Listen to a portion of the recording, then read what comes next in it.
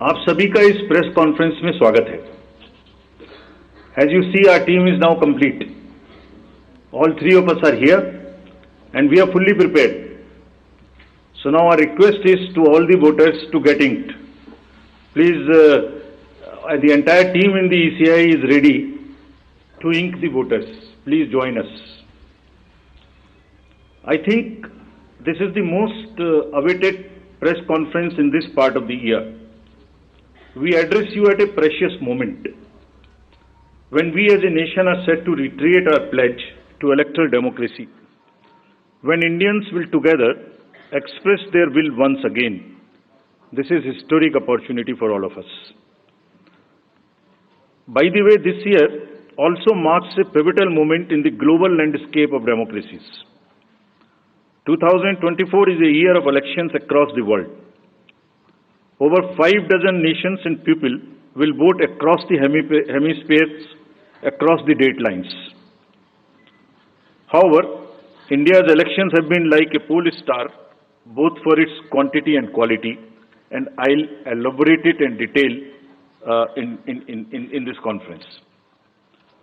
दुनिया के सबसे बड़े और सबसे जीवंत लोकतंत्र के रूप में भारत पर सभी का ध्यान केंद्रित रहता है। जहां चुनाव एक त्योहार है जिसमें लोकतंत्र के रंग उभरते हैं और देश के सभी हिस्से उसमें समावेश होते हैं। चुनाव का पर्व, देश का गर्व। Let me say in the very beginning that it is our promise to deliver a national election in a manner that we add to our global shine and remain a beacon for electoral democracies across the world. We are committed to give the nation a truly festive democratic environment. Friends, the term of 17th Lok Sabha is due to expire on 16th June 24. The term of legislative assemblies of Andhra Pradesh, Odisha, Arunachal, Sikkim are also due to expire in June 24.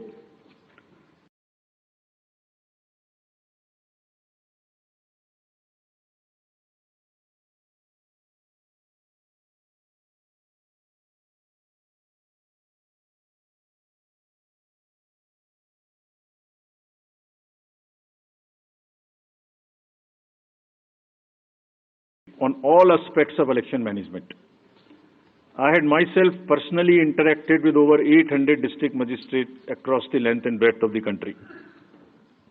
We have interacted with the SPs, DMs, commissioners, range IGs, political parties, enforcement agencies in Delhi and also while visiting the states.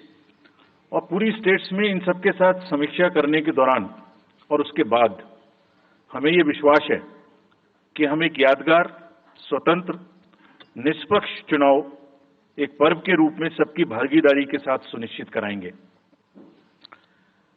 Before I share the schedule, मैं आपको बताना चाहता हूं कि भौगोलिक, सांस्कृतिक, सामाजिक रूप से विविध इतने बड़े देश में चुनाव कराने के लिए हमने अपने आप को कैसे ओवर द 2 इयर्स पीरियड तैयार किया है। दुनिया के सबसे बड़े लोकतंत्र के चुनावों में लॉजिस्टिक्स और मटेरियल प्रबंधन ही अपने आप में एक बहुत बड़ी चुनौती है। तो let us show you what is the magnitude by which we are doing this elections. We have 97 crore registered voters, more than the combined voters of a few continents put together, America, Europe, Australia, all many put together. Over 10.5 lakh polling stations, and कितने लोग उसको conduct करते हैं? 1.5 crore polling officials and security officials conduct those elections. More than 55 lakh EVMs, 4 lakh vehicles, और अब तक हम क्या कर चुके हैं? 17 general elections to the parliament, 400 से ज्यादा असेंबली इलेक्शंस कर चुके हैं। ये इलेक्शन कमीशन का एक लीगेसी है। 16 presidential elections, 16 vice presidential elections, A truly gold standard. It's a gold standard in the entire election management. Friends, there is a qualitative leapfrog which Commission is ensuring, which would be shown by the outcomes of the 11 state elections which we have held recently. पिछले 1-1.25 साल के अंदर में 11 elections state assemblies के देश में हुए हैं और आज जो हम नए जो 2024 में जा रहे हैं तो इस दृढ़ता के साथ जा रहे हैं कि जो उनके आउटकम्स हैं वो आपको दिखा रहे हैं। पहले वो पीसफुल हुए, वायलेंस फ्री हुए। जो इसमें से 1-2 स्टेट में वायलेंस होती थी वहां भी वायलेंस नहीं हुई। नियर जीरो रूपोल्स और कैंपेनिंग जो क्लटर है, जो नॉइज है, जो कैंपेन के दौरान होती है पॉलिटिकल पार्टी से, कि उसमें भी घटित देखने को मिली। कोर्ट केसेस रिड्यूस हुए, कोर्ट की टिप्पणियां जो अनावश्यक या हमारे ऊपर में होती थी वो कम हुई, सीजर्स बढ़े और फेक न्यूज पर एक एक्शन लेने का जो तरीका था वो बहुत बढ़ा। तो लास्ट 2 इयर्स में इसको और रोबस्ट करने के लिए हमने क्या क्या किया है ये हम आपको आज दिखाएंगे और उसको कैसे बेहतर करेंगे ये भी दिखाएंगे। हम कहां पहुंचना चाहते हैं, इस इलेक्शन को किस तरीके से डिलीवर करना चाहते हैं, ये भी आपको लास्ट स्लाइड में दिखाएंगे। अभी जो इलेक्टरल साइकिल है उसमें हमने कितनी तैयारी की है ये हम आपको आज शेड्यूल बताने से पहले बताना चाहते हैं। अगर देखा जाए तो इनपुट के रूप में हमारा जो इलेक्टरल रोल है वो प्योर होना चाहिए। ये फाउंडेशन है किसी भी अच्छे चुनाव के लिए। उसमें जिसको होना चाहिए वोटिंग में वो है और जिसको नहीं होना चाहिए वो नहीं है। ये लगती है प्रोसेस के रूप में जो डिसरप्टिव चैलेंजेस हैं, muscle power, money power, misinformation, MCC violation और reaching out to the missing voters, urban apathy, youth apathy और ओवरकमिंग ऑपरेशनल चैलेंजेस जिसमें reaching in inaccessible areas in this wide country and what outcomes we want, that is what is we will tell you little later also. तो पहला जो input है ये एक मोज़ेइक है जो देश की वोटर्स की, इलेक्टर्स की पिक्चर है। क्या दिखाती है ये? It's a very diverse मोज़ेइक।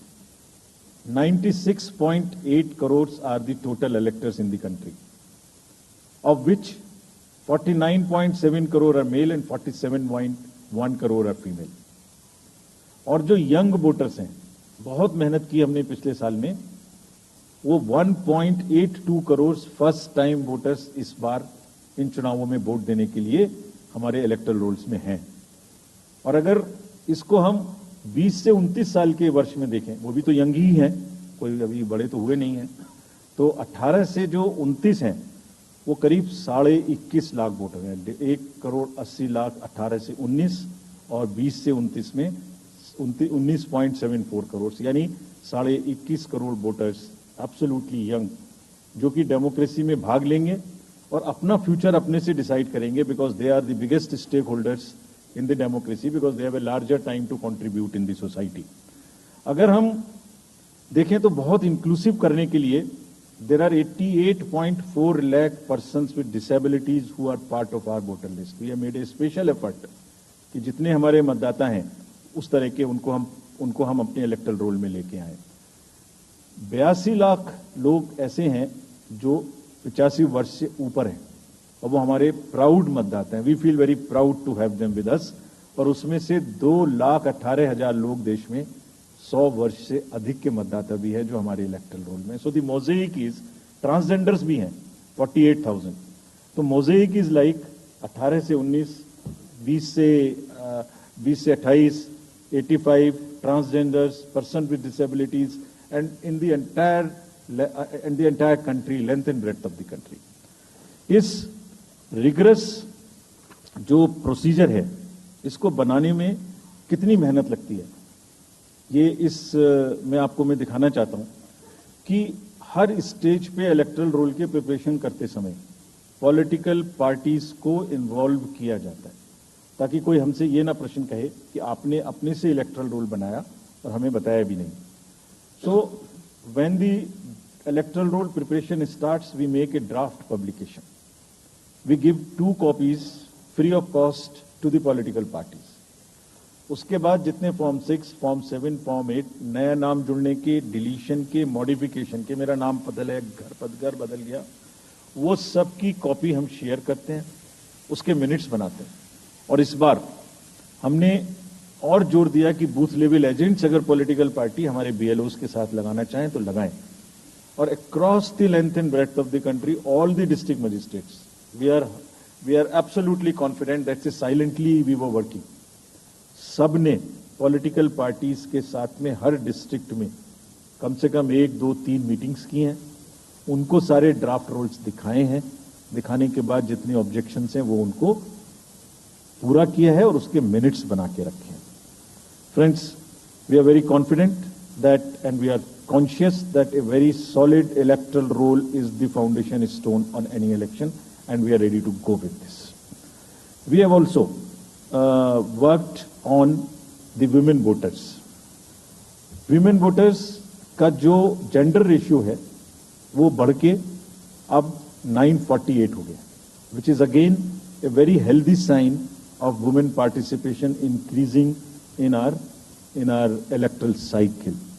राज्य, देश के 12 राज्य ऐसे हैं जहां आज 1000 से ऊपर जेंडर रेशियो है, यानी महिला वोटर्स की संख्या मेल से ज्यादा है. और जैसे मैंने अभी आपको बताया था कि 1.89 नए वोटर्स हमने जोड़े हैं, उनमें से 18 से 19 में 85 लाख हमारी लड़कियां हैं, फीमेल वोटर्स हैं. So they are going side by side, and this is again a very healthy sign that women are also equally participating in our election.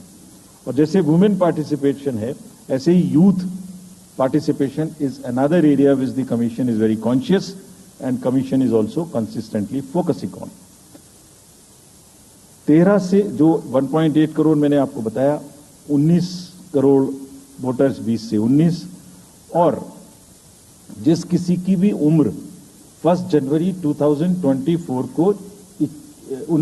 को 18 साल नहीं हुई थी, उसका भी नाम हमने एडवांस में एप्लीकेशन में लिया, जो 2024 के किसी भी समय में जिनकी उम्र 18 साल होने वाली है.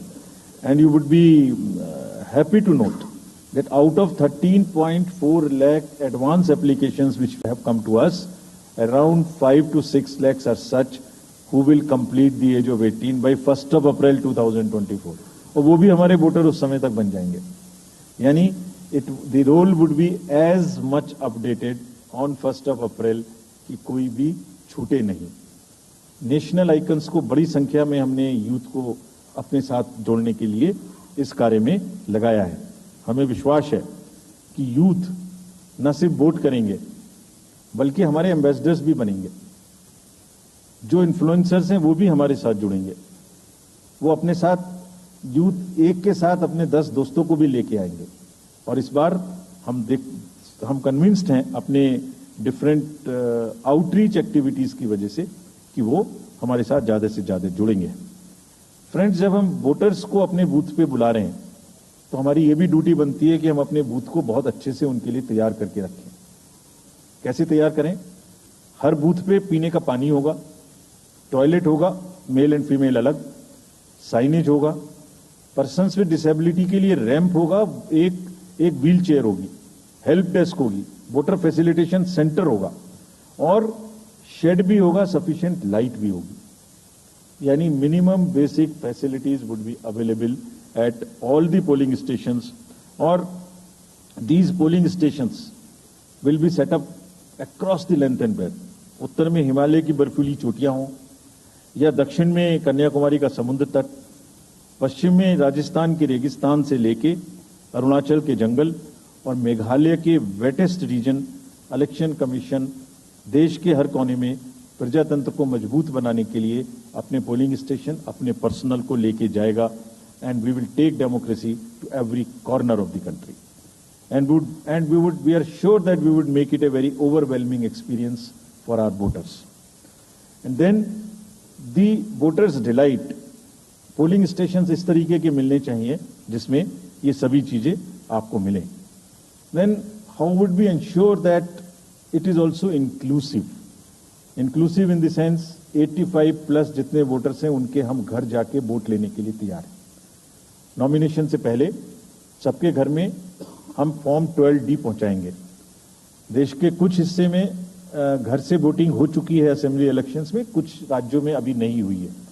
अब इस बार पूरे देश में पहली बार ये व्यवस्था एक साथ लागू होगी कि जो 85 वर्ष से ऊपर के मतदाता हैं, जो पर्सन्स विद डिसेबिलिटी हैं 40 ईयर्स एंड 40% से ज्यादा की जिनको डिसेबिलिटी है, वो सब के पास हम फॉर्म पहुंचाएंगे।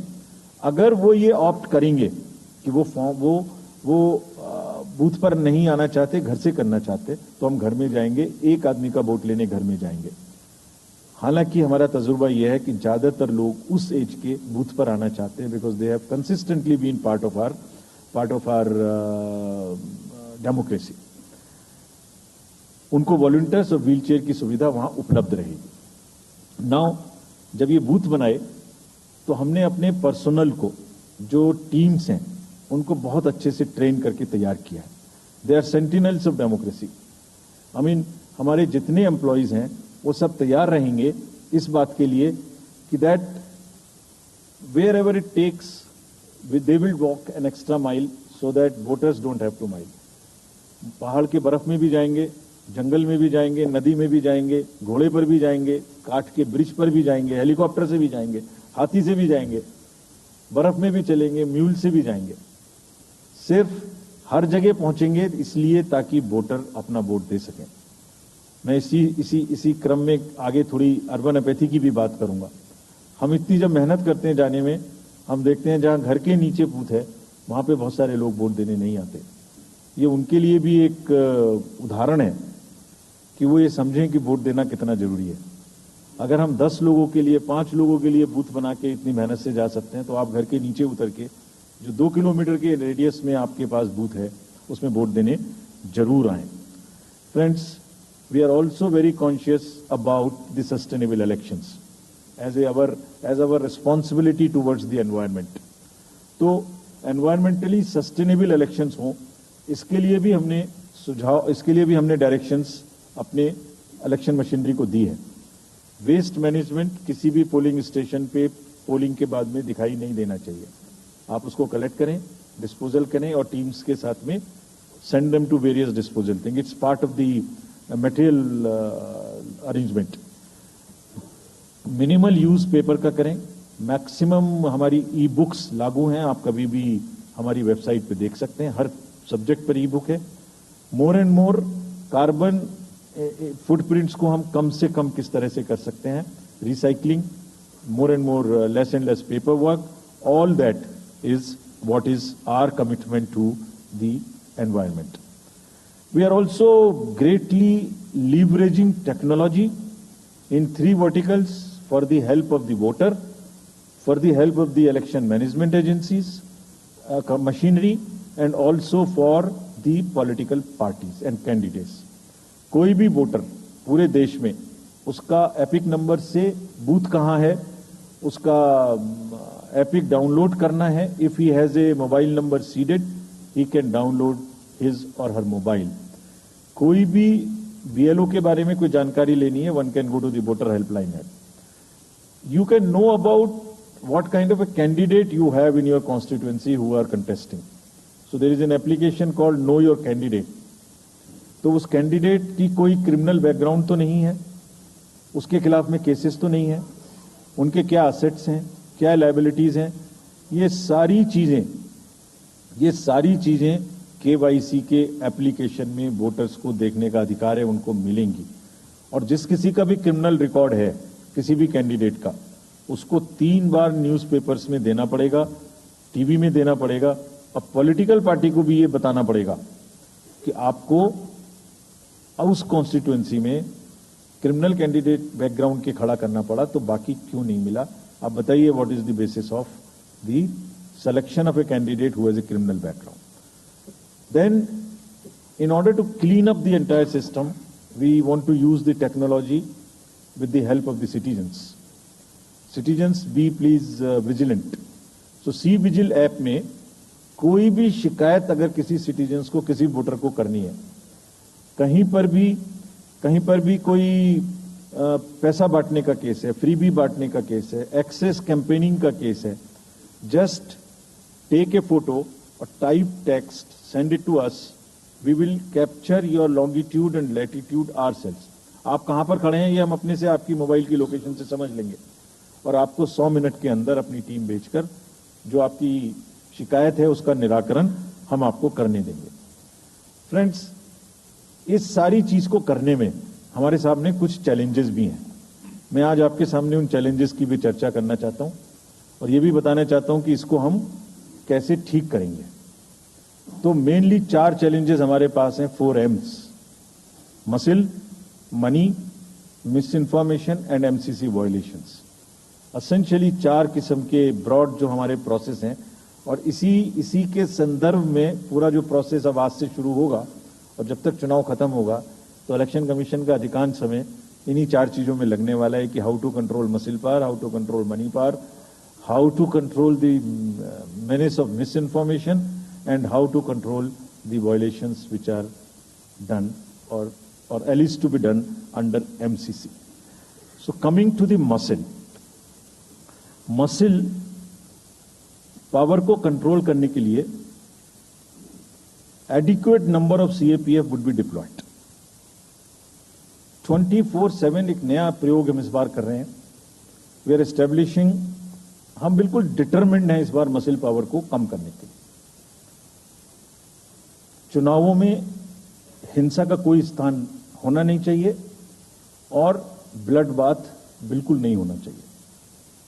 जहां भी हिंसा बची है, चाहे वो प्री पोल हो, चाहे वो ड्यूरिंग कैंपेनिंग हो, चाहे वो पोस्ट पोल हो, we are committed to kind of be very very alive to this situation और जो भी हमें सख्ती से करना होगा इसके लिए हम करेंगे ताकि ये प्रोविजन ना रहे। हर डिस्ट्रिक्ट में एक कंट्रोल रूम बनाया गया जो दिन उसमें 5 किस्म के फीड्स होंगे: TV, social media, webcasting which is on the booths, 1950 की लाइन जिससे शिकायत आती है, एंड ग्रीवेंसेस पोर्टल।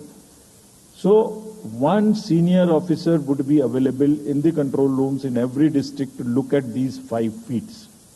जहां से भी, और C vigil, 6th C vigil, जहां से भी कोई शिकायत मिलेगी उस पर सख्त कार्रवाई की जाएगी। एवरीवेयर अक्रॉस द कंट्री हमने बड़ी सख्त ताकीद दी है कि डिस्ट्रिक्ट मजिस्ट्रेट्स, एसएसपीज अपने एरिया में हिंसा को ना होने दें।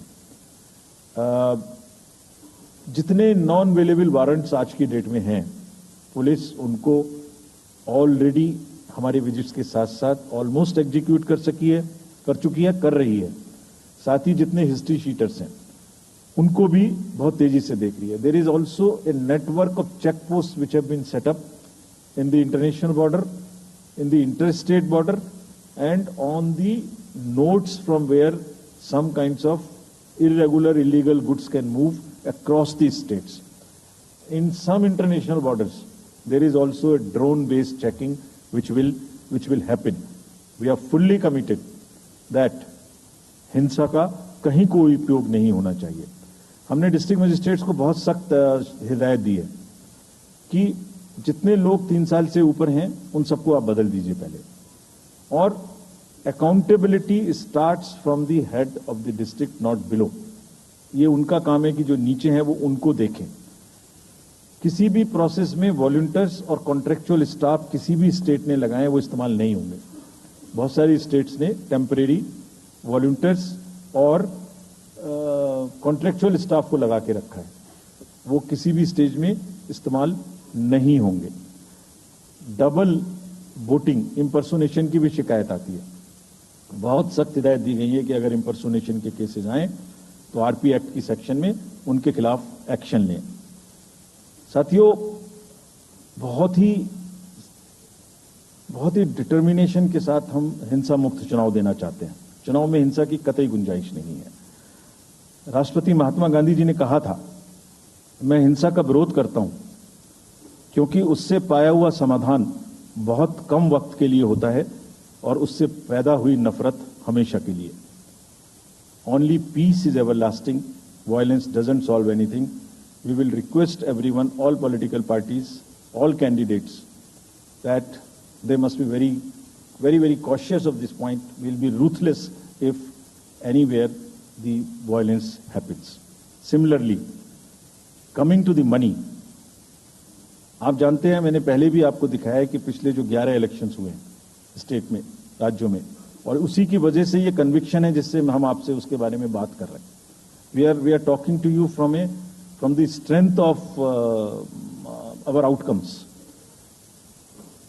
3400 करोड़ रुपए के करीब का कैश मूवमेंट को रेस्ट्रिक्ट किया गया 11 इलेक्शन में. एवरी स्टेट, राजस्थान, तेलंगाना, मध्य प्रदेश, नागालैंड, गुजरात, हिमाचल, मिजोरम, त्रिपुरा, छत्तीसगढ़, हर स्टेट में उससे पहले इलेक्शन में जो भी हुआ था उससे 200, 400, 500, 700% की वृद्धि हुई.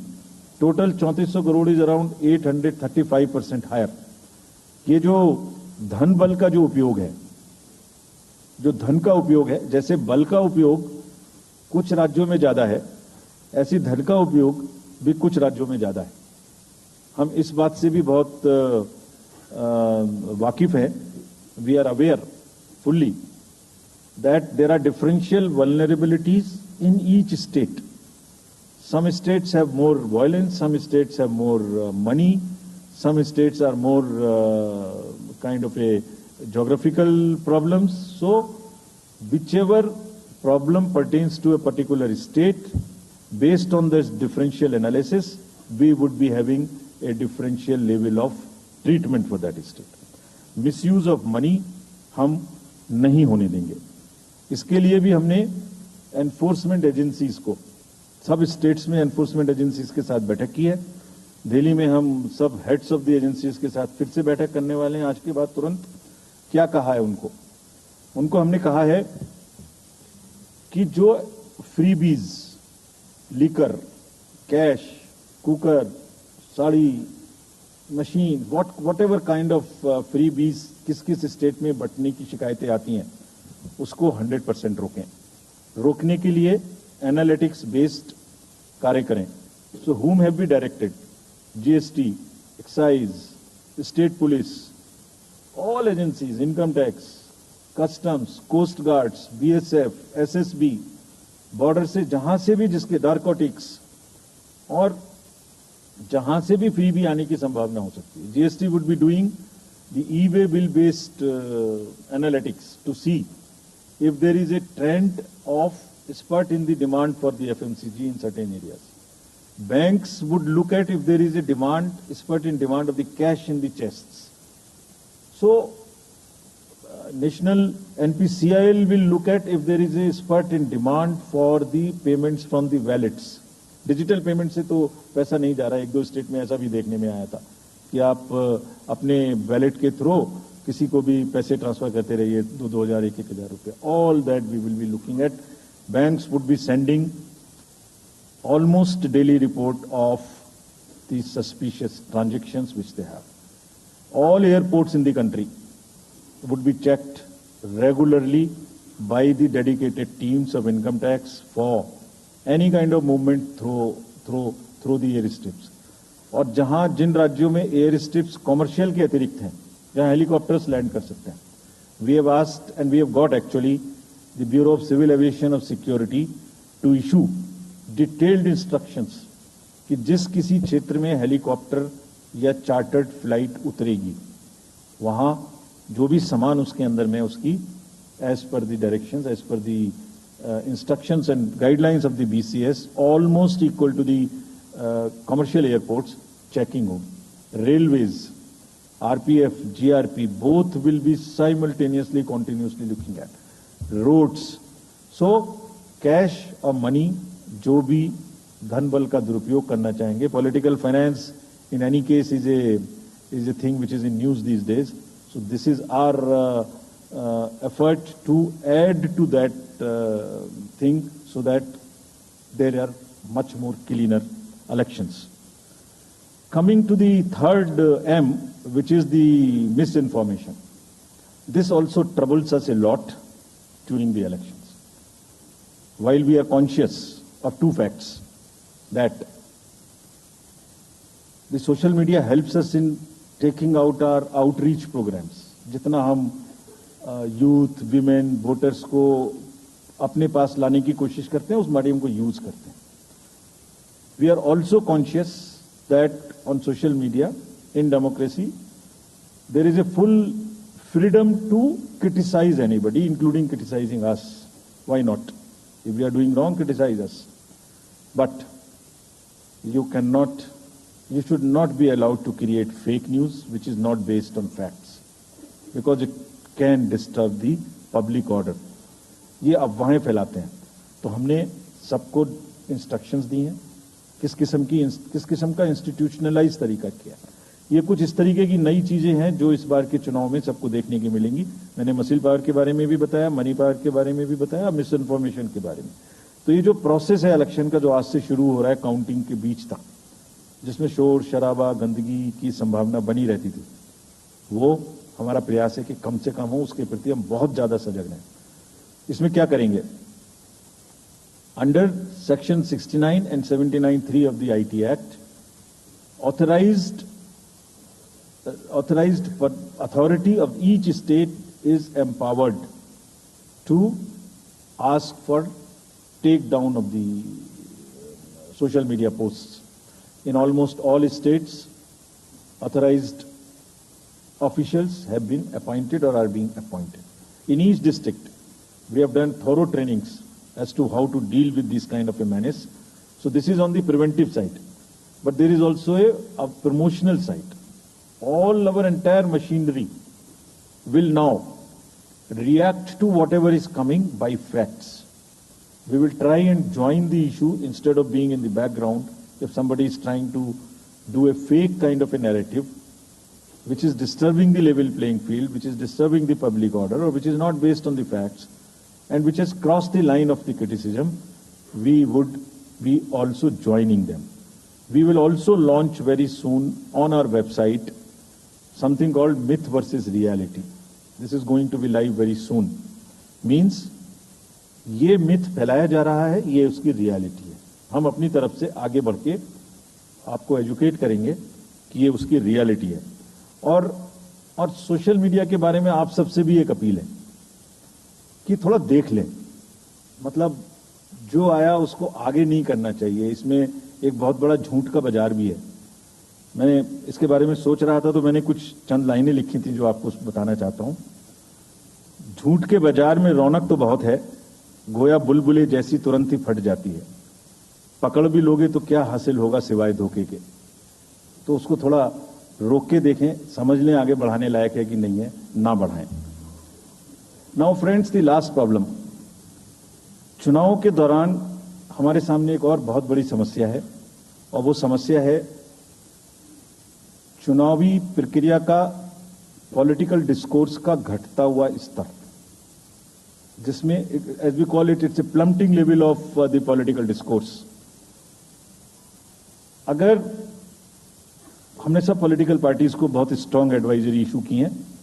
आप पूछेंगे कि एडवाइजरी तो दी, उसके बाद एक्शन क्या होगा, उसका भी जवाब मैं आपको दूंगा।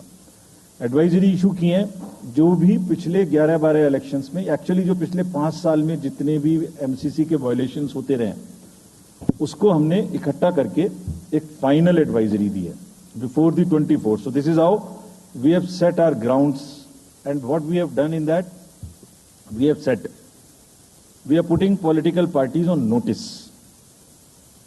Means we have asked political parties to give copy of our guidelines to each star campaigner. Political parties के जितने भी बड़े नेतागण, स्टार कैंपेनर्स हैं जो कैंपेनिंग करेंगे, उनके व्यक्तिगत नोटिस में हमारी गाइडलाइंस ले आइए। ये जिम्मेदारी हमने पॉलिटिकल पार्टीज को दी है। So now what is happening, we have put them on notice and we will presume knowledge of the guidelines. These are the two fundamental changes which we have made silently. People were asking, you issued so many notices last time, did nothing. You left it at that. That was a moral censor. Now we will go beyond. We will go beyond, and here we have said we will also look at the past. We will also look at the history. We might look at a calibrated approach dealing with the MCC violations, which may be, जो MCC violations किस प्रकार की हो सकती हैं। I mean statements which should inspire rather than divide. Issue based campaign हो, hate speeches, religious speeches, private life का criticism is what is absolutely avoidable. People should be refraining from giving unverified and misleading advertisements, or masquerading as an advertisement as a news. इसमें हमने editors को भी advisory issue किया। वो एक newspaper में बड़ा बड़ा ऊपर में छप जाता है कि इसकी लहर और उसकी लहर। अगर ऐसा है तो साफ साफ लिखें कि ये एडवर्टाइजमेंट है। Let it not pass through advertisement. We have issued these advisories. Now the time is during this election to go beyond advisories, take concrete action, for which in the advisories there are relevant sections of the acts which are also inbuilt. So notice is there, knowledge is there, sections are there. So please, our request is कि campaigning के दौरान please don't try to cross the red line. ये वैसे भी इसलिए जरूरी है that in this digital world जो भी एक बार मुंह से निकलता है उसका रिकॉर्ड तो 100 साल तक के लिए पैदा हो गया, वो बार बार चलता रहता है। So please avoid creating digital memory of bad words which are coming from your mouth. Please be civilised during the election, this is what is our advice. और एक बार जब लड़ाई झगड़ा होता है ना तो प्रेम का धागा टूट जाता है, और जब प्रेम का धागा टूट गया तो बड़ी मुश्किल होती है। रहीम ने कहा था, रहीमन धागा प्रेम का मत तोड़ो चिटकाए, टूटे से फिर ना मिले, मिले गांठ पड़ जाए। तो क्यों ऐसी गांठ बांधनी है? थोड़ा प्यार मोहब्बत से कैंपेनिंग करें, शोर शराबा कम हो। फ्रेंड्स, पॉलिटिकल पार्टीज को और भी बहुत सारी स्ट्रीमलाइन करने के लिए उनकी एक्टिविटीज को हमने कदम उठाए हैं। ये मैं पिक्चर आपको इसलिए दिखा रहा हूं कि हर फील्ड के अंदर में we are ready that how we would control this. क्या किया है? Around 537 registered unrecognized political parties have been taken out of the political space. वो क्या करती थी? किसी के नाम में कैंडिडेट खड़ा कर दिया, गाड़ियों की परमिशन ले ली, दूसरा कोई यूज कर रहा है, किस्म किस्म की भांति एंटाइटलमेंट ले लिया, भांति भांति का वो they were cluttering the political space, crowding out the genuine persons. So that is what it has been done. सारी फाइनेंशियल जितने भी अकाउंट्स हैं पॉलिटिकल पार्टीज के और जितनी भी कंट्रीब्यूशन रिपोर्ट्स हैं वो सब डिजिटाइज्ड फॉर्म में हमारे पास आएंगी, ऐसा हमने उनको कहा। डायरेक्शंस दे दिए, इट इज स्टार्टेड कमिंग। तो जो भी पॉलिटिकल फाइनेंस की चर्चा देश में चल रही है उसके साथ साथ ये भी कार्य पीछे से बैकग्राउंड में चल रहा है, because commission always believes in the transparency in the political financing. Plumbing level I have already said. We have also asked the political parties to be very, very respectful to the persons with disabilities in their discourse, not to use the abusive words, also to not use children at all during the campaigning. बच्चे नहीं है इसलिए कि उन्हें campaigning में लाया जाए। We will be very strict if anybody does that. We are also giving advisories to political parties that have internal organizational structures within your party, within the parameters and in a right form. Friends, we are appointing 2,100 observers. जितनी चीजें मैंने आपको बताई, ये सब चीज को field officers तो करेंगे ही करेंगे। हम 2100 ऑब्जर्वर्स को अपॉइंट कर रहे हैं और इस बार उनको हमने क्या खास सख्त हिदायत दी है, और जो भी डीओज लेवल प्लेइंग फील्ड प्रोवाइड कर रहे हैं कि नहीं कर रहे हैं वो स्पेसिफिकली इसको देखेंगे। Inducement and coercion, intimidation free election हो, इस पर स्पेसिफिकली नजर रखेंगे, हमें रिपोर्ट करेंगे। फोर्स जितनी भी जा रही है किसी भी राज्य में उसका डिप्लॉयमेंट रैंडमाइज्ड हो। ऐसा नहीं कि उस फोर्स को कहीं बैठा दिया, काम नहीं कर रही, या कहीं दूसरी जगह भेज दिया जहां जरूरत नहीं है। They will be randomising the force. Entire election machinery will be randomised in the presence of the in the presence of the observers. Now, having done all this, what are the, जैसे मैंने पहली slide में बताया था, तो what are we expecting, हमारे elections कैसे होंगे? So, let me show you this. What is our effort? What is our endeavor? As a last slide, let me tell you. There are reduced repolls. That is what we are endeavoring. Zero violence, that's what we are endeavoring. No inducements, इस पे कार्य हो। Fake news कर्ब की जाए, campaigning clutter और बदमिजाजी कम हो और लोगों का पार्टिसिपेशन बढ़े। जो 67% पार्टिसिपेशन था वो बढ़ के अधिक से अधिक पहुंचे। With this I would like to, in the end, appeal to the voters that elections belong to you. बहुत मेहनत की है हमने 2 साल में, आगे भी करेंगे, लेकिन दामोदर अब आपके हाथ में है. We are handing over the baton to you. Please come and vote.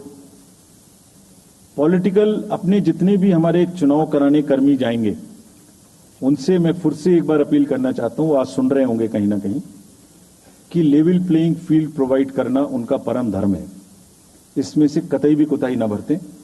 उनको बताया गया है, इंस्ट्रक्शंस दी गई हैं, अगर बरतेंगे तो will be ruthless in dealing, because majority ऐसा नहीं करती. अगर 1-2 करेगा तो उसकी वजह से हम अपने इलेक्शंस को बदनाम नहीं होने देंगे. Will be ruthless. And lastly, my appeal to the political parties again. We are very committed for ethical political discourse.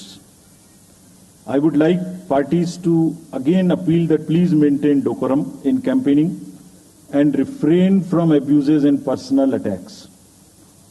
राजनीतिक दलों को बहुत पर्सनल अटैक से बचना चाहिए. फिर मुझे बदर साहब का एक शेर याद आता है, दुश्मनी जमकर करो लेकिन ये गुंजाइश रहे. दुश्मनी जम के करो लेकिन ये गुंजाइश रहे, जब कभी हम दोस्त हो जाएं तो शर्मिंदा ना हो. और वैसे भी आजकल जल्दी जल्दी दोस्त बनना और जल्दी जल्दी दुश्मन बनने की प्रक्रिया थोड़ी ज्यादा चल रही है. तो पार्टीज कम से कम ऐसा ना गंदा बोलें कि वो एक दूसरे के दुश्मन बन जाएं और फिर कुछ ना हो सके. With this I would once again thank all the press media who have come here very sincerely. This is what I have seen in now 3.5 years. You are our natural allies, you are eyes and ears. हमारा कोई criticism होता है आप करते हैं, हम अपनी बात कहते हैं आप करते हैं. आप ही के थ्रू हम वोटर्स पे पहुंच सकते हैं. प्लीज वोटर्स तक हमारी बात पहुंचाइए, उनको बाहर निकलवाइए. ये सारी स्लाइड्स, सारा प्रेजेंटेशन आपको अभी तुरंत इसी माध्यम से हमारी वेबसाइट पे मिल जाएगा. Download, use it in your stories. कुछ और चाहिए तो हमें बताइए, हम देंगे. Now I come to the schedule which you were waiting, and I hope I didn't delay it. I have not bored you by what I said. So now we'll be announcing schedule in 3 phases. First, for the by-elections. There are 26 assembly constituencies in the country जहां बाई-पोल होना अभी है due. Bihar, Gujarat, Haryana, Jharkhand, Maharashtra, Tripura, Uttar Pradesh, waste Bengal, Telangana, Himachal Pradesh, Rajasthan, Karnataka, Tamil Nadu, इन सब राज्यों में by elections होना due है. आज तक की जितनी भी वैकेंसी थी बाई इलेक्शंस की, 26 की 26 हम पूरी कर रहे हैं ताकि हमारे खाते में कोई भी वैकेंसी ना रहे. और ये उसी फेज में होंगी जिस फेज में पार्लियामेंट्री इलेक्शन उस पर्टिकुलर इलाके में हो रहा है. वो कब हो रहा है वो मैं आपको जब फेज आएंगी तो उसमें दिखा दूंगा. But all the 26 assembly constituencies will go to the by-poll so that during this election itself we can complete this entire process. अगर आपने नोट कर लिया हो तो now I come to the assembly elections. साथियों, 4 राज्यों में असेंबली इलेक्शंस जैसे मैंने बताया था जून में खत्म हो रहे हैं. सिक्किम जो 2 जून को with 32 assembly seats, Orissa June 24th June with 147 assembly constituencies, Arunachal Pradesh on 2nd of June with 60 assembly constituencies, Andhra Pradesh on 11th June 24 with 175 assembly constituencies. These are the simultaneous elections to the parliament. They will be held simultaneously. They will also be held in the same phase where the parliament elections will be held. So now, when I tell you the parliamentary elections, then I will tell you. But in case of Andhra Pradesh, the date of issue of Gazette notification would be 18th of April 2024 और date of poll would be 13th May 2024। तो आंध्रा के case में notification 18 अप्रैल 24 को होगा और date of pole 13th May 24 को होगी।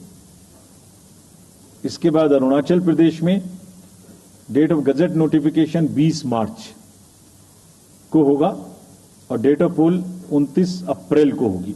20 मार्च को गजट नोटिफिकेशन, 29 अप्रैल को डेट ऑफ पोल, सॉरी 19 अप्रैल को, 20 मार्च 19 अप्रैल।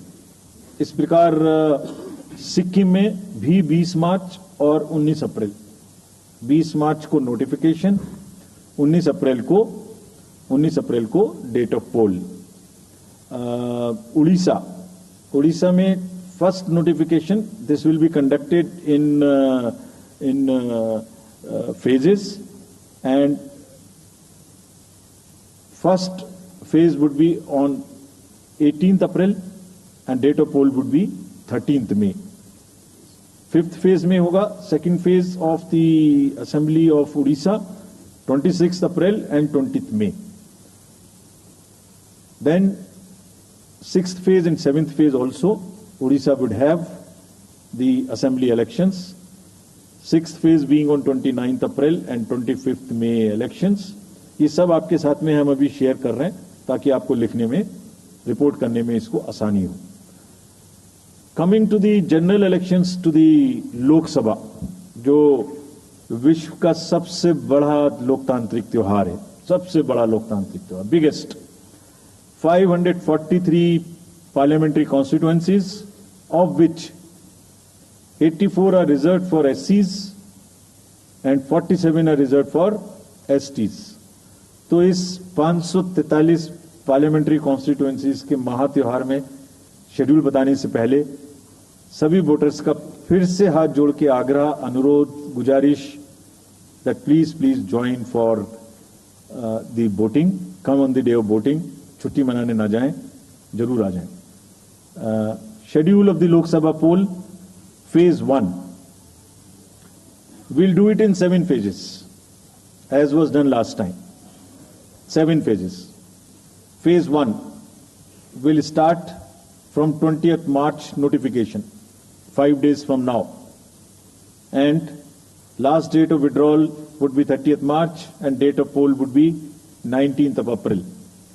इसमें फेज 1 का शेड्यूल एक दिन से हमें 2 बार करना पड़ रहा है। फिर बिहार के लिए वहां एक फेस्टिवल है, तो नोटिफिकेशन की डेट सेम है, लेकिन बस लास्ट डेट ऑफ विड्रॉल हमें 30 मार्च की जगह 2 अप्रैल सिर्फ बिहार के फर्स्ट फेज के लिए करनी पड़ रही है, क्योंकि वहां त्योहार है। और 19 अप्रैल को यहां वोटिंग होगी और पूरी कंट्री में 4 जून को काउंटिंग होगी। So phase 1 this will look like this. ये मैप भी हम आपको प्रोवाइड कर देंगे। अभी ये जो येलो पोर्शन है ये ऐसा दिखाई देगा। तो इसमें जो फेज 1 का जो मैप है, इसमें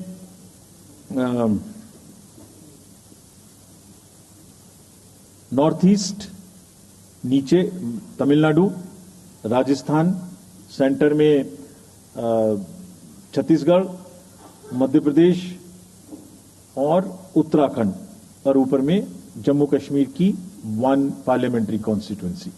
ये येलो फर्स्ट फेज का आपके सामने में मैप है।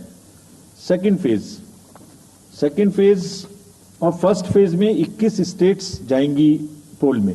Second phase notification will start on 28th of March and date of poll will be 26th of April।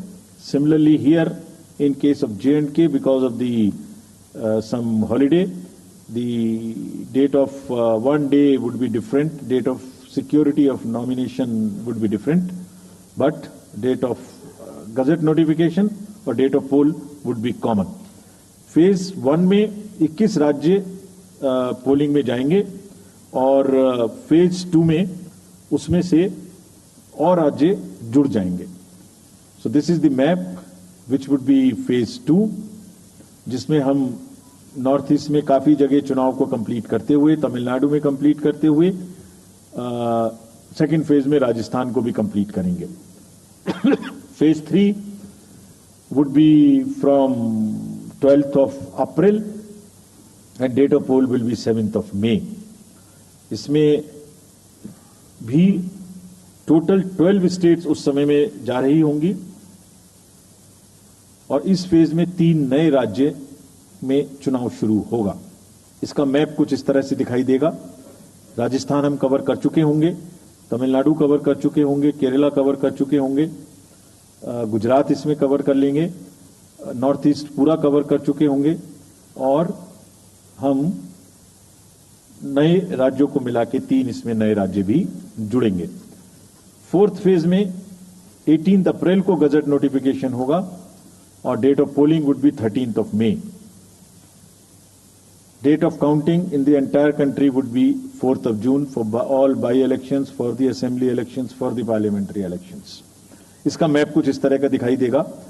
इस समय तक हम इसमें Telangana, Andhra, Orissa would start and by that time other than that entire South India would be complete, entire Western India would be complete, North East would be complete.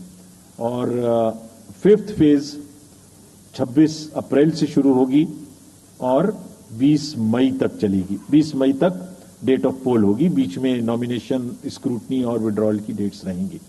Counting of course is 4th of June. It will look like this, which is in front of you, and phase 5 में 49 constituencies will be going to the poll.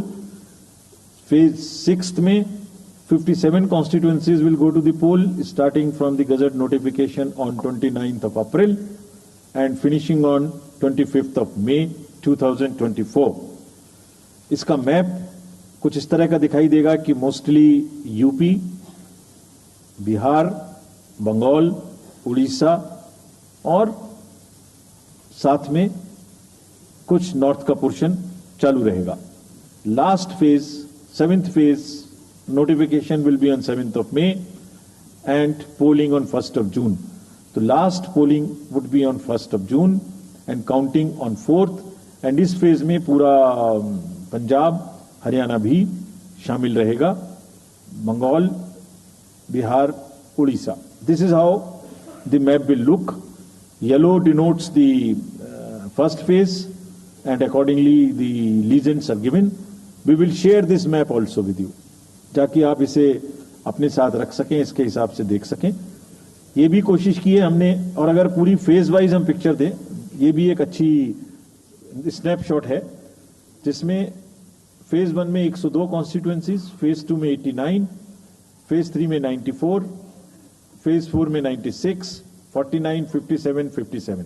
So we'll start with the 102, the largest, slowly come down and finish northeast, move up from the south and finish the western area. तो इसमें weather और हर चीज का ध्यान रखते हुए काफी सोचने के बाद ये शेड्यूल बनाया गया है। विद दिस जो single phase, single poll date है वो 22 स्टेट में होगी। 2 राज्य 4 बार में जाएंगे, कर्नाटका, राजस्थान, त्रिपुरा, मणिपुर। 3 फेज में 2 जाएंगे, छत्तीसगढ़ एंड असम। 4 फेज में 3 जाएंगे, उड़ीसा, मध्य प्रदेश, झारखंड। 5 फेज में 2 जाएंगे, महाराष्ट्र एंड जम्मू कश्मीर। जम्मू कश्मीर की हर पार्लियामेंट्री कॉन्स्टिट्यूएंसी के लिए 1 फेज होगी। और 7 फेज में 3 जाएंगे, Uttar Pradesh, Bihar and West Bengal. With this friends, I end my address and thank you very much. Detailed remarks. Please hold on. So, you raise your hands, हाथ खड़ा कर दीजिए, माइकर्स आपके पास आ जाइए। So we will start you first show. Michael, how are you introducing? So, yeah, CC sir will take all the questions at one time. So after that we take it. Sir, मैं मोहित दुबे हूँ news nation से। Sir, मेरा सवाल ये है कि आपने 7 चरणों में मतदान ये करवाया है, बहुत बड़ी चुनौती है क्योंकि दुनिया का सबसे बड़ा लोकतंत्र हिंदुस्तान है। अपोजिशन पार्टियां जो है ये आरोप लगा रही है कि 7 चरणों में क्या जरूरत है और इसकी वजह से सत्ताधारी दल को फायदा होता है।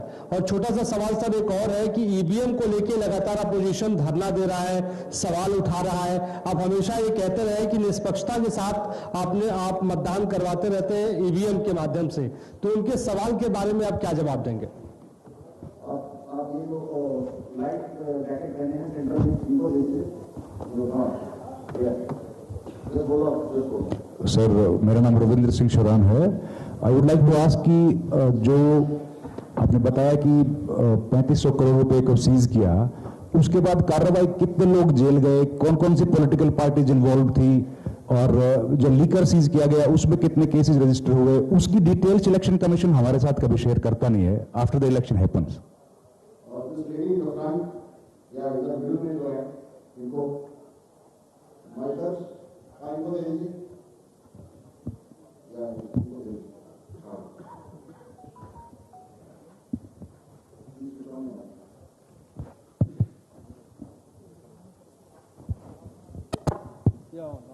Great. Samir Hussain from BBC News. This is an incredible feat to try and get every person who's eligible to vote. I'm wondering how much money is being spent.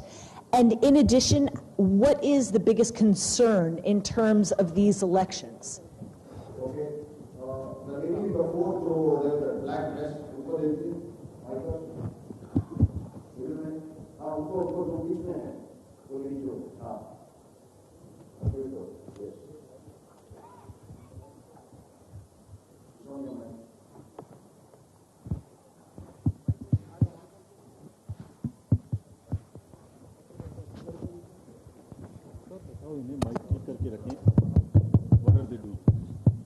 Hi, I'm Ashlyn. You said in your speech that I'm Ashlyn Matthew, National Herald. You had said in your speech that there should be no hate speech. There will be a calibrated approach to code violations. But there have been several complaints against the Prime Minister and Amit Shah, but none of the EC has not taken action against them. But you have taken action against the opposition leaders. So even if you take a calibrated approach, so won't it be the opposition leaders who get picked up more, who will get notice from you more than the ruling party leaders? Yeah, gentlemen, the second row here. Yeah, please. Yeah, mic is right. Hello. Sir, Venkatraman from Dinamala, from Tamil Nadu. Sir, every election you are getting new experience regarding the control of money power. How are you going to control the money power? For example, last election 2019, at Vellore constituency, the candidate Kadir Anand from his place, crores and crores of rupees money has been recovered from it. But what kind of action has been taken against him? And he is going to be the future candidate from the same constituency. Let me first take the answers of these questions of the first round. First question ये था कि 7 phase में election क्यों, और opposition parties का ये आरोप है कि 7 फेज में होने से लेवल प्लेइंग फील्ड डिस्टर्ब होती है, किसी को फायदा होता है। एक बार कभी पूरी कंट्री का भौगोलिक और ज्योग्राफिक इतिहास और ज्योग्राफिक स्थिति को नजर डाल के देखिए। नदी, नाले, बर्फ, पहाड़, जंगल, गर्मी, सिक्योरिटी फोर्सेस का मूवमेंट कभी सोच के देखिए। दे will be moving like within 3 to 4 days between the gap in the phases, they will move, they will walk length and breadth of the country. उनके ऊपर प्रेशर कभी देखिए कितना होता होगा।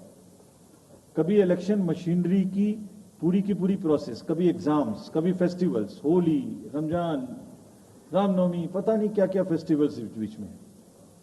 जब कैलेंडर पे हम लेके बैठते हैं तो एक डेट फिक्स करते हैं, दूसरे में चली जाती है, दूसरे फिक्स करते हैं, कहीं प्रॉब्लम आ जाती है। हम किसी को फेवर करने के लिए, किसी को नुकसान करने के लिए कोई भी एक्शन नहीं लेते, कोई भी एक्शन नहीं लेते। किसी को ऐसा भ्रम है तो वो गलत है। हम फैक्ट्स पे बात कर सकते हैं। जहां की जो मैंने कहा था, हर राज्य अपने आप में अलग अलग है। किसी राज्य में 1 में भी है, किसी राज्य में 7 में भी है। जिन राज्यों में 7 में है वहां का विस्तार बहुत बड़ा है, नंबर ऑफ पार्लियामेंट्री कॉन्स्टिट्यूएंसीज बड़ी हैं, कंटेस्टेशंस ज्यादा हैं, इसलिए वो 7 में है। My friend from the Tamil Nadu is asked, वहां 1 में है, लेकिन वहां दूसरा चैलेंज है जिसके लिए what he has talked about, there is a challenge of money power in that particular state, and as I mentioned we are extremely careful of what he has asked. If you learn it from the assembly elections which happened in another southern state recently, we have been able to cure that menace of money power to a very large extent, and we would control this. Please don't be worried. Similarly, I'll on the expenditure side take this question from BBC that how much we spend. Each candidate is allowed to spend in the parliamentary constituencies up to 80 lakhs, up to limit, and in the assembly up to 90, up to 90 lakhs, and in the assembly up to 38. So if you combine amongst the candidates, that's the upper limit, which is the expenditure. You have asked about, somebody asked about EVMs. EVMs के बारे में मैं बहुत बार बता चुका हूं, लेकिन ठीक है, आपने फिर क्वेश्चन पूछा है तो, और देश में एक ऐसा अभियान भी चल रहा है जिसको बताना भी जरूरी है, इसलिए मैं थोड़ा विस्तार में बता ही देता हूं। वैसे बहुत बार बता चुका हूं, 40 बार लगभग इस देश की संवैधानिक courts, high courts and supreme courts EVM के ऊपर में जितनी चुनौतियां हुई हैं उनको देख चुकी हैं। चुनौतियां किस प्रकार की हुई? ये हैक हो सकती है, चोरी हो जाती है, 19 लाख मिसिंग हैं, इसमें दिखाई नहीं देता है, ये कंप्यूटर से खराब हो जाती है, रिजल्ट्स बदल सकता है, मैनिपुलेट हो सकता है। हर बार संवैधानिक कोर्ट्स ने इसको रिजेक्ट किया है। क्या कहा है? कभी कहा कि इसमें वायरस लग ही नहीं सकता, no question of introducing virus. कभी कहा इनवैलिड वोट्स नहीं हो सकते, कभी कहा रिगिंग इज नॉट पॉसिबल, कभी कहा कि when there is section 61A in the RP act which empowers the use of the EVM, जब तक वो खत्म ना हो तब तक ये प्रश्न उठाना गलत है। कभी कहा कि EVMs are fool proof devices for counting and allegations of tampering are baseless. कभी कहा कि आप 1 के बदले 5 वीवीपैट गिनिए, वो हमने शुरू कर दिया। अब तो ये आ गया है नतीजा कि कोर्ट्स ने जुर्माना लगाना शुरू कर दिया। दिल्ली हाई कोर्ट ने मिस्चीवियस कहते हुए 10,000 रुपए का जुर्माना लगाया, फिर माननीय उच्चतम न्यायालय ने 50,000 रुपए का जुर्माना लगाया। अभी फिर रिसेंटली माननीय उच्चतम न्यायालय ने एक पिटीशन खत्म की है। कितनी बार सुनेंगे? क्यों बार बार वही बिलाप करना है? कोई चीज है तो हमसे पूछिए। हैक नहीं हो सकती, किसी सूरत में नहीं हो सकती, एंड जो परिणाम आते हैं वही प्रमाण है, बार बार परिणाम आते हैं। कोई भी ईवीएम लेके बैठ जाता है सोशल मीडिया पे, वो डिब्बा लेके एक बैठ जाता है, और आजकल एक नया ट्रेंड शुरू हुआ है, वो थोड़ा सा एक्सपर्ट भी बन जाता है। आजकल 1-2 एक्सपर्ट भी चल रहे हैं सोशल मीडिया पे, वो कहाँ की डिग्री है, कहाँ के एक्सपर्ट हैं, थोड़ा देखना भी चाहिए। वो बताते हैं कि ये डिब्बा है, वो टूल बॉक्स जैसा डिब्बा होता है, उसके अंदर में क्या है पता नहीं है, उसमें से एक गत्ते के डिब्बे में से एक स्लिप भी निकलती है। वो धरना भी हो जाता है कि ये स्लिप बदल गई, मैंने यहां बटन दबाया था और यहां ही गलत निकल लगी। भाई आपने क्या दबाया था, किसी को बताया था क्या? क्या निकला, किसी को बताया था क्या? अरे संविधान कोर्ट्स कह रही हैं। अच्छा, जितनी बार हमसे आप पूछेंगे उतनी बार हम उसका एक क्वेश्चन लेके आपको FAQs में डाल देंगे। 100+ क्वेश्चन हैं। और भाई political parties have come into existence because of the EVMs. There are many smaller political parties which in the age of the ballot papers might have not come into the existence. It was the fairness and the political parties know in the heart of their hearts. सब EVMs का 3-3 बार mock poll होता है, candidates के सामने में होता है। फिर भी अगर कुछ आप किताब लाए हैं, किसी के पास है क्या? एक हमने किताब भी बनाई है, एक जितने लीगल केसेस 40 केस, देखिए these are 40 cases on EVM,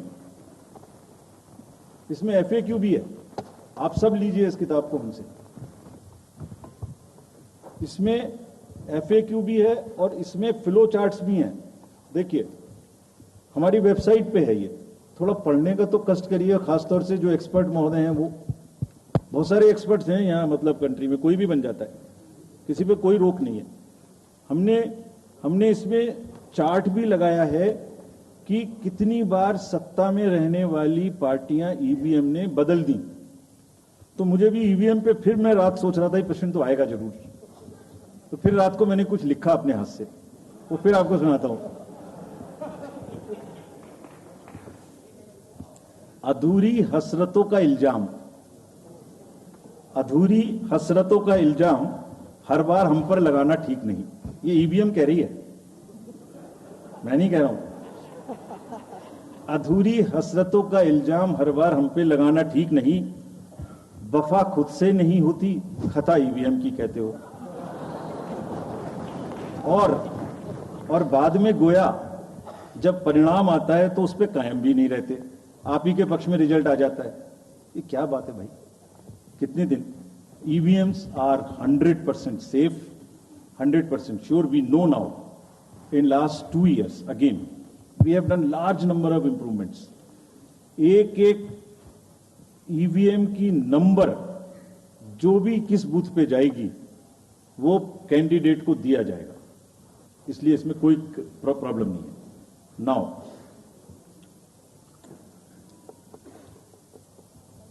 जो एमसीसी के बारे में प्रश्न पूछा, जिसमें आप ये पूछना चाह रहे हैं कि हम बायस्ड होके किसी के खिलाफ एक्शन लेते हैं, किसी के खिलाफ नहीं लेते, यही आप प्रश्न बेसिकली पूछना चाह रहे हैं। पूछना नहीं चाह रहे हैं, आरोप लगा रहे हैं, जिसका मुझे जवाब आपको देना चाहिए। Correct, very right, you have a question right to ask. आप पिछले 8, 10, 11 इलेक्शंस की सारे आरोप जितने हमारे पास आए हैं वो सबको एक बार पढ़िए। सबको पढ़ने के बाद सबके नोटिसेस देखिए जो हमने दिए हैं, उसमें जहां जहां कोई भी वायलेशन एस्टेब्लिश होता हो, उस नोटिस के बाद जवाब आने के बाद भी हमने ऐसा नहीं है सब में कार्रवाई की। We are very, as I said, they are kind of a moral censor which we have in the beginning issued. और जिस किसी के भी खिलाफ में अगर कहीं भी कोई केस बनेगा, however high star campaigner he or she may be, we will not sit back, we will take action. Next, sir. We'll take some questions from that side.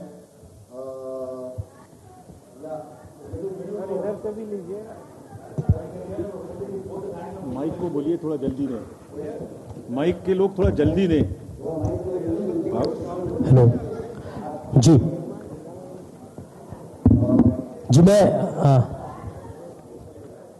जी, मैं आशीष हूँ, अमर उजाला डिजिटल से। मेरा सवाल है सर, जो आपने अभी 4M की बात की थी, उसके लिए क्या कोई एडिशनल डिप्लॉयमेंट आपने किया है? अगर किया है तो वो क्या है सर? मैं राजस्थान पत्रिका से नवनीत मिश्रा हूं। अभी इलेक्टोरल बॉन्ड पे जिस तरीके से घमासान मचा हुआ है और सुप्रीम कोर्ट ने भी उस सिस्टम को खत्म कर दिया है, और जो चुनावी चंदे की जो पारदर्शिता की बातें होती है, तो उसके लिए वो सिस्टम लाया गया था। तो आयोग का अगला कदम क्या होगा, क्योंकि इसके बाद से कैश की चुनौती है वो बढ़ेगी चुनाव में। Sir, Sunil Prabhu from NDTV, just two, three points, because you just now made a comment that every EVM has a number, and your own commission had asked for a totalizer. That totalizer has not happened because, if you wanted in the essence a free and fair election, then you should not be identified. The others, you said disclose. In the interest of the general public, and now we can't get from Mr. Arun Goel because he hasn't only cited personal reasons. In the best interest of the commission, would you be able to disclose what exactly happened? Why did Mr. Arun Goel, who worked with you and sadly is not here today in this entire process, if you can come clean about what exactly happened, what were the differences that led to his sudden and abrupt exit? Sir, मैं रवि त्रिपाठी हूँ, जी news से। मेरा सवाल यह है कि एक तो सीट के नंबर जो सर आपने दिए हैं वो 543 के बजाय 544 हो रहे हैं काउंट करने पर, ऐसा क्यों है? ये एक तो जानकारी। और दूसरा, कि मॉडल कोड ऑफ कंडक्ट का जो सवाल खड़ा किया हमारे किसी दोस्त ने कि बार बार विपक्ष ये सवाल खड़ा करता है, तो पिछली बार उन्होंने नाम दिया कि मोदी कोड ऑफ कंडक्ट, जिसमें मोदी के खिलाफ आप सॉफ्ट होते हैं और राहुल गांधी के खिलाफ आप ज्यादा एक्शन लेते हैं। ऐसा क्यों होता है, ऐसा आरोप क्यों लगता है चुनाव आयोग?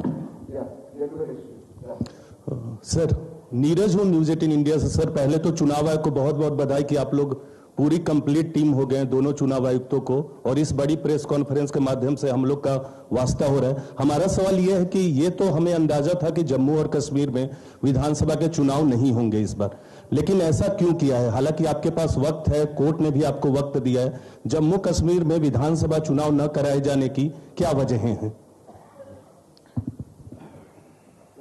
पहले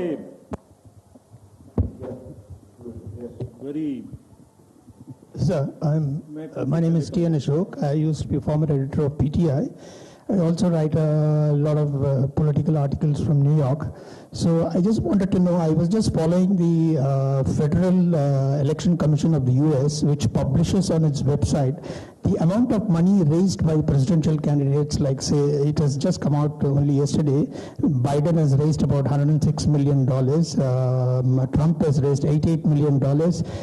Nikki Haley has raised about $48 million. And Vivek Ramaswamy has raised about $24 million. Is it possible for the Election Commission of India to publish such kind of details of not the candidates, but the parties? How much have they raised for the 2024 elections?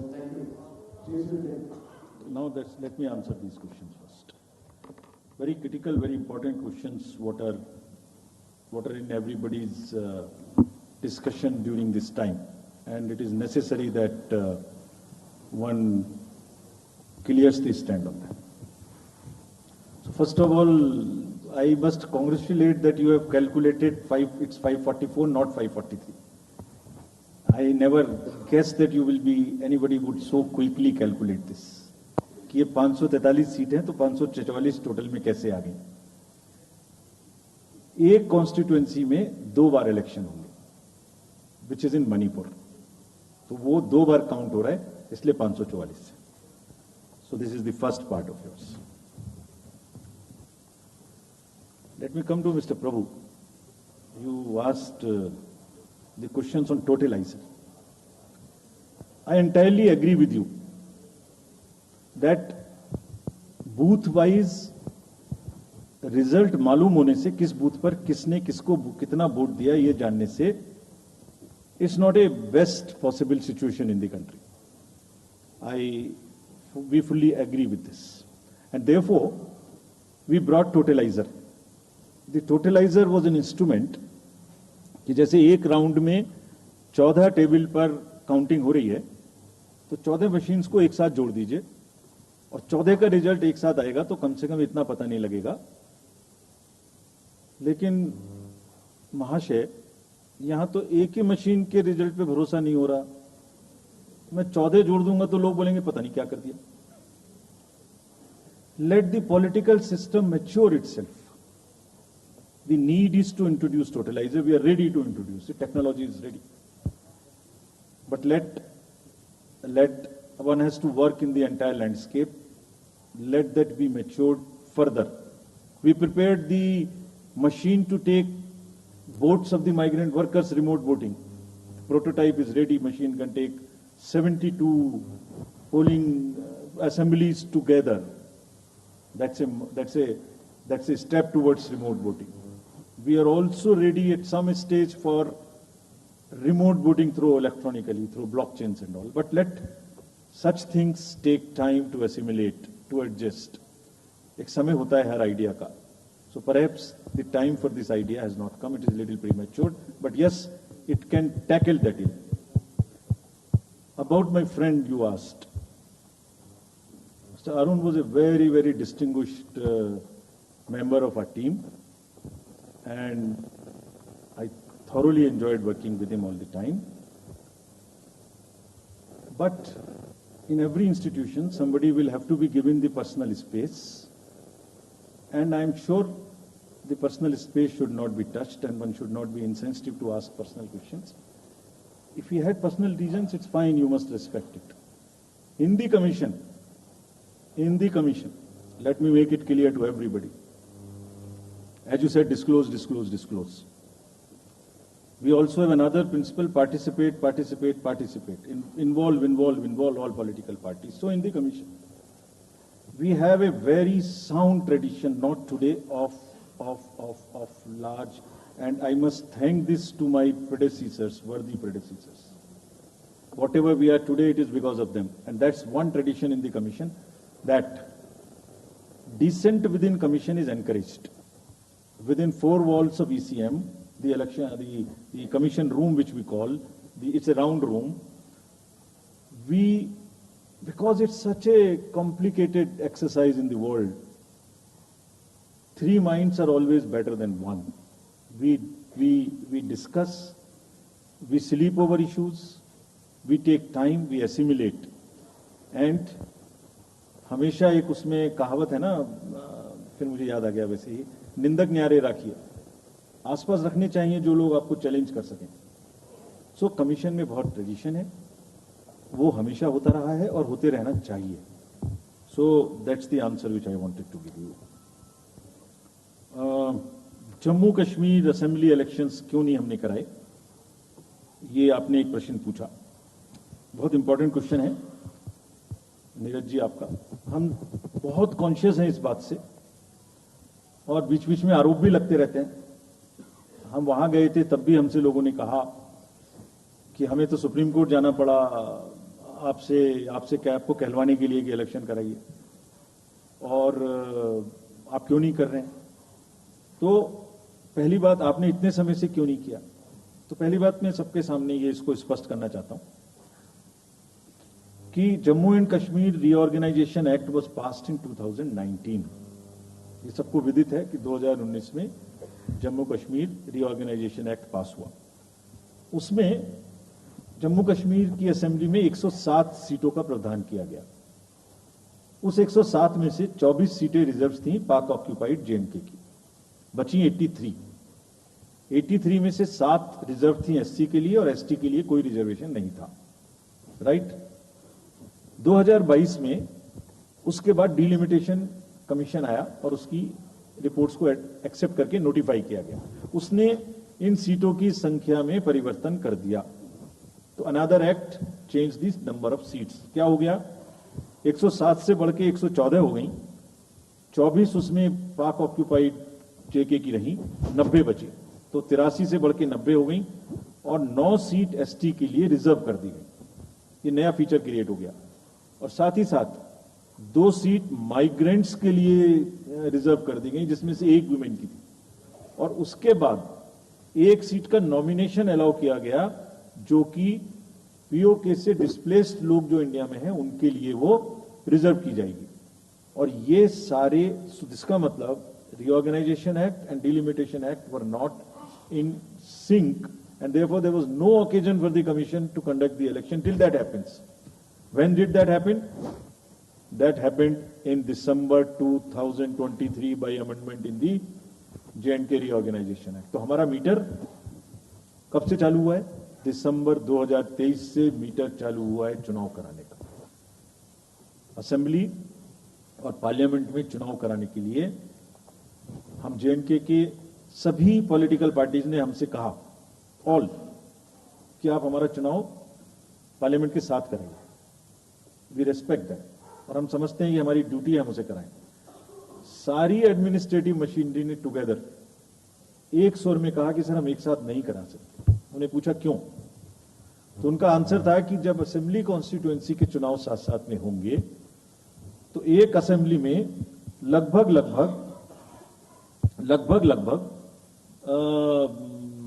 10 से 12 candidate खड़े होंगे.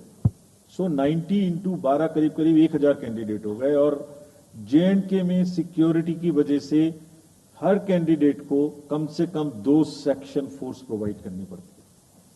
2 section force का मतलब हो गया कि हमें करीब 1000 के बीच में 450-500 लोगों की कंपनीज की जरूरत और एक्स्ट्रा पड़ेगी. वो इतने बड़े देश में इस समय में सिक्योरिटी रीजंस में प्रोवाइड नहीं था. बट वी स्टैंड कमिटेड कि हम जैसे ही ये चुनाव खत्म होते हैं उसके तुरंत बाद, क्योंकि फोर्सेस की हमारे पास अवेलेबिलिटी हो जाएगी, हम चुनाव जल्दी से जल्दी वहां कराएंगे। Last question again, erectile bonds and चुनावी चंदा, और जो somebody asked from this side as to how the disclosures can be made through the political parties as to how much they collected. So, as regards electoral bonds, Commission has always been in favor of transparency right from the stage when we submitted our stand in the Honorable Supreme Court.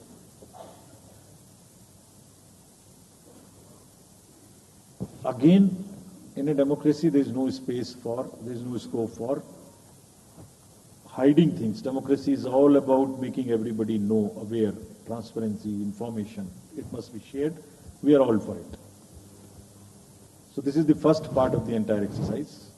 It must be known. The country has to now also ask and find solutions to an institutional mechanism where the donor's privacy is also considered, is a point in question. We have made it compulsory for all political parties to make the contributions they are receiving. The answer to this side as to the declarations are made on the donations. Every political party is required to, under the guidelines, to make declaration to us on the contributions they receive. Also in the annual accounts, how much they have collected, how much they have spent. Also, after every election, they are supposed to give us an account of what they spent in that particular election. Supposing assembly election has taken place, we have contested, we have spent so much. And we publish it on the website of the Commission for everybody to know what is happening. And this we have now made digital. But the unaccounted money which is used in the elections, on which during the elections we are very particular to control it, but how do we also control the donations in the unaccounted form is something which the entire nation has to work together. How the donor's privacy is also protected, he is not harassed, how it is channelized, how it is more and more white. In the digital age, there must be almost no scope. It must be a very, very less cash economy. I am speaking from my old finance days, but it must be very, very less cash economy, and therefore one has to think of it, and I am sure some better system will evolve where it becomes like that. Yes. So should we take Last another round? Yes, Last round. Last round of questions. Good evening, sir. The lady at the back. Yeah. Good evening, sir. This is Ritika from the Indian Express. You're not audible.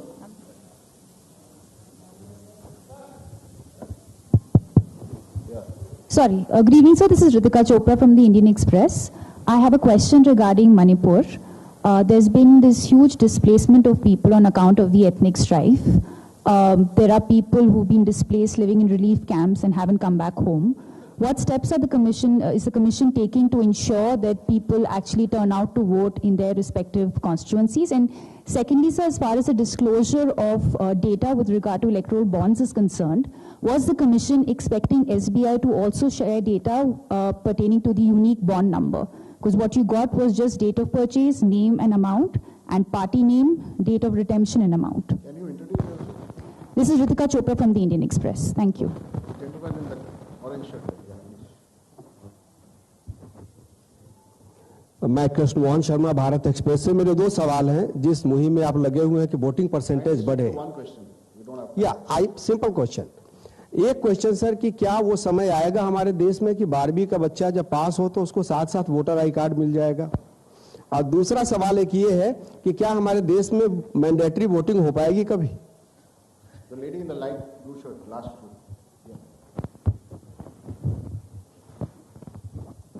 Sir, this side Harsha from Republic TV. I have two questions. First one, opposition parties have accused Election Commission of being biased when it comes to action against hate speeches. While you have said that adequate measures have been taken, but how is it different from the last time? And so second question is precisely about two states, West Bengal and Manipur. Both the states have witnessed immense violence last year. One during Panchayat election and other one with ethnic clashes. How Election Commission is ensuring safe and peaceful election in the booths this time? Okay, the gentleman in the front.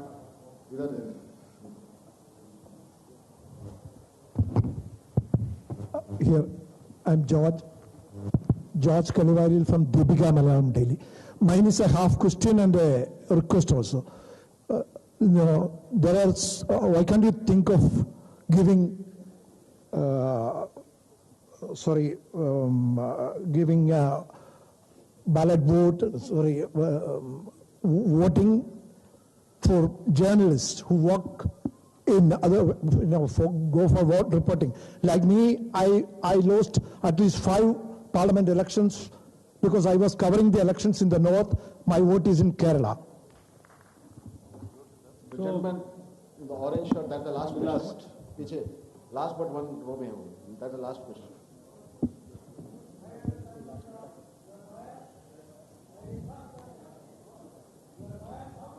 Coming. Yes. Sanjay Sharma आज तक से हूं मैं। मेरा एक सवाल तो ये है कि निर्वाचन आयोग ने बहुत मार्मिक और बहुत व्यावहारिक अपील की है राजनेताओं से कि वो नफरत के बाजार में मोहब्बत की दुकान खोलें। तो इसकी कितनी अपील का असर लग रहा है कि वो कर पाएंगे? और दूसरा ये कि इलेक्टोरल बॉन्ड्स में अगली स्कीम किस तरह से इसको और पारदर्शी बनाया जा सकता है? क्या आयोग के पास भी ऐसा कोई इंतजाम है क्या? उनका भी एक ले लीजिए उनको दे लीजिए You are biased. You can't do that. लीजिए। I am Professor D.S. Agrawal and I am a nominee of राष्ट्रपति 2012. उस समय मैंने प्रणब मुखर्जी का नॉमिनेशन कैंसिल कराया था। तब ये प्रॉमिस किया था, सवाल है। तब ये प्रॉमिस किया था कि एमपीज की जगह वोटर प्रपोजर होंगे। आपने अभी तक अमेंडमेंट नहीं किया। दूसरी बात यह है कि आप जो डीएम होता है, मैं बनारसी चुनाव लड़ा, उसने 3 बार मेरा इलेक्शन नॉमिनेशन कैंसिल कर दिया बायस्ड, लेकिन मैंने 4थी बार पास कराया। तो डीएम को आप इतनी पावर देंगे कि किसी का भी नॉमिनेशन कैंसिल कर देगा बैलेट को? या आप अमेंडमेंट करिए और इसमें अमेंडमेंट करिए। और ये जो खड़े होते हैं ऐसे लोग खामोश होने दीजिए कि बायस करते हैं। ऐसे आप नहीं बोल सकते। क्यों नहीं बोलेंगे? नहीं, ऐसे नहीं बोल सकते। ये इस तरीके की चीज आप यहां नहीं बोल सकते। अच्छा, ठीक है। Now let me take these questions. 12वीं क्लास के बच्चे के बारे में आपने पूछा एक प्रश्न। 12वीं क्लास के बच्चे को जैसे ही उसकी एज पूरी हो उसको वोटर कार्ड मिल जाए, इसकी तैयारी हम कर रहे हैं। एडवांस एप्लीकेशन लेके ऐसा जरूर होना चाहिए। About Manipur, question was asked about Manipur, what we will do. There are persons who are displaced, who are in the camps. We have drawn a scheme which we have notified. That scheme is notified to allow the voters in the camp to vote from the camp. जैसे migrants के लिए JNK में वो scheme है, ऐसे ही यहां पर भी उस स्कीम को लागू किया गया है। And the voters would be allowed in the respective camps from the lower constituency to the higher and higher to the lower.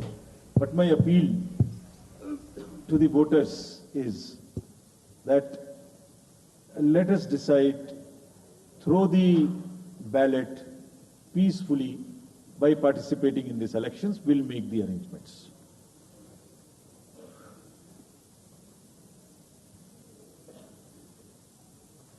So, postal ballot तो अवेलेबल है प्रेस को, है? हम इशू कर सकते हैं, ये हम उपलब्ध कराएंगे। चलिए, thank you very much. Thank you, sir. That brings us to the end of this press conference. I would like to thank EC administration, PIB, protocol. तो चुनाव आयोग ने यहां लोकसभा चुनाव की तारीखों की घोषणा कर दी है। 7 चरण में जो चुनाव है वो संपन्न कराए जाएंगे और इसके साथ साथ 4 अन्य राज्यों में भी विधानसभा चुनाव जो है वो संपन्न कराया जाएगा। मुख्य चुनाव आयुक्त राजीव कुमार ने सीधे तौर पर कहा कि पूरी कोशिश की गई है कि शांतिपूर्वक ढंग से